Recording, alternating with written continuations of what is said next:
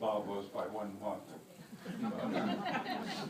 The first thing that my wife and I said when we heard of Bob's death was, now there was a real gentleman. And the second thing she said was, how would you recognize one? I have several memories of Bob. He had a very good, quiet sense of humor.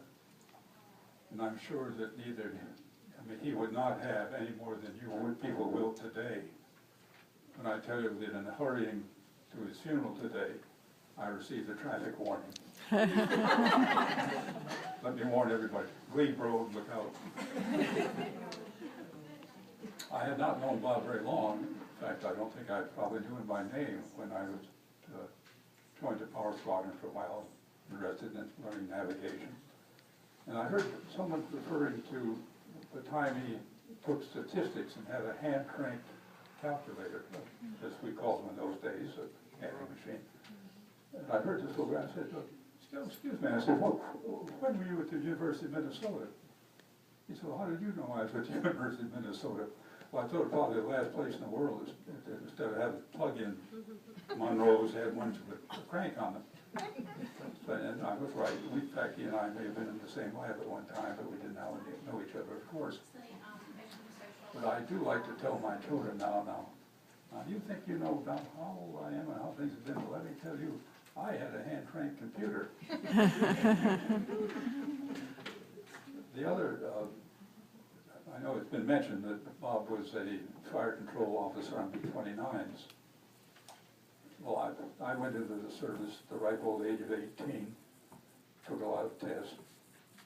My eye prevented me from, thank goodness, I guess, being an aerial gunner or whatever. But, and they evaluated what you could do, and I went in and they had and they interviewed you and said, what would you like to do? And I didn't say go home. But I know I'm not sure. I said, well, you passed your test in pretty good fashion. You particularly have a fairly high rating in mechanical aptitude, which surprised me. Now we've got a special school. We don't know much about it, but it's you go to Colorado, you become a corporal, and it's called the gun turret school. Well, this was for the gun turrets on the B-29s, but no one had ever heard of the B-29 at that time.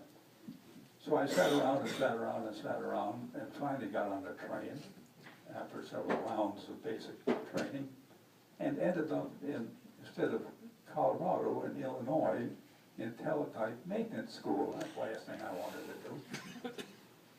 Well, I never knew why I got it, what happened. And a few years ago, Bob was telling about his experience on B-29s. And I went up to him after and said, hey, Bob, you know, I almost got to work on those Sperry turrets, those Colorado turrets. Well, he said, we didn't have Sperry turrets. I said, what? So I got on the internet and I found out, in fact, that just at the time I supposed to go through a school, they had switched to thermal electric turrets because the ones they originally planned were too complicated. So I had to confess to Bob that I'm probably the slowest learner he ever ran into. It took me 65 years to learn why I got on the wrong train. So it was thanks to Bob, and I hope he's listening.